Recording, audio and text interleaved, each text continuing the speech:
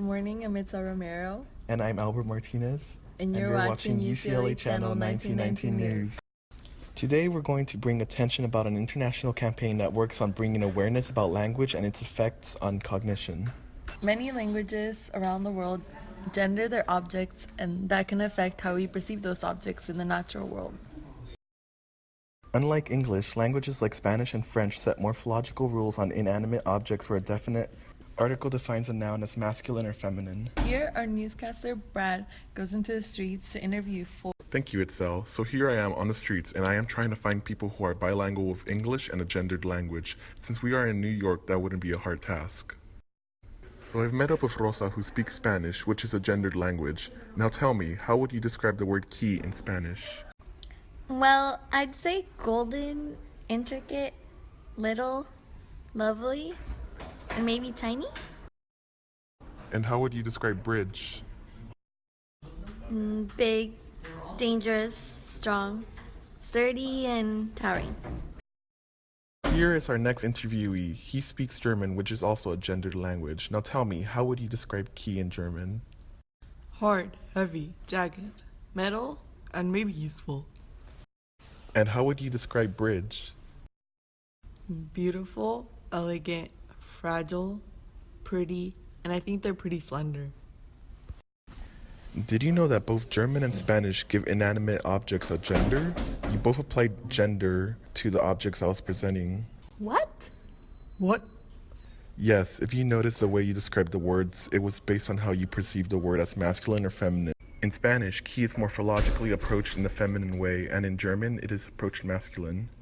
I had no idea. I never knew my language had anything to do with how I thought. Well, now you know. Thanks for spending this time with us and participating in this brief experiment. We're going to hand it back to the office for some further insight on what just happened. Back to you, Itzel. Welcome back. This experiment Brad just demonstrated for us out in the streets is related to linguistic relativity theory, also known as the Sapir-Whorf hypothesis.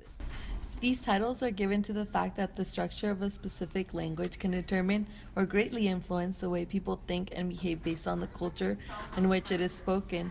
This is really interesting because that means we may have limits to understand each other because of our language origins differ. Well, we are no experts on this, so we are actually going to connect with two guests from their workplace that can explain, I'm sure better, how this happens. Let's connect with our first guest, Dakota, a linguist from the University of Chicago. Good morning. So the Sapir-Whorf hypothesis is based on different language trends in different cultures. Like an experiment just done in New York, there have been many others with multitudes of different languages that get to the same conclusion. People tend to categorize, narrate, respond, describe, or behave towards something due to the nature of the languages they are knowledgeable about. This happens because many languages are gendered. So spoken, written, and verbal forms of it require the individual from that culture to be mindful of the correct gender term for what they are describing. However, don't mistake language to be the only factor that influences thought. Thank you for your input, Dakota. So now that we know the main linguistic distinction of why our participants in New York describe the same object differently, we also want to know a little bit about how and what our minds are thinking so that we can get to the bottom of this weird situation we all just viewed in New York. To explain this aspect of our situation, we are connecting with Michael, a cognitive scientist from UCLA. Hello, good morning. I'm here at my laboratory just discussing with staff about this scenario. We all saw that the language not only affects our perception on inanimate objects, but it also has an effect on our own cognition, even when we're not aware of it. This is taking place inside of our brain. When we talk, we don't realize that our native language can shape the way we learn, understand, perceive, or behave, even if we are communicating in a language that might be common between two people. And this is why many people are led to believe that our communication and understanding across languages might be limited, because we all describe and perceive information differently, especially when dealing with gender terms. There might be a lack of unity in the way thoughts must be organized in order to understand a specific scenario or concept. This is why translating books and dialogue between languages is not an easy automatic task for us to process, because there are so many.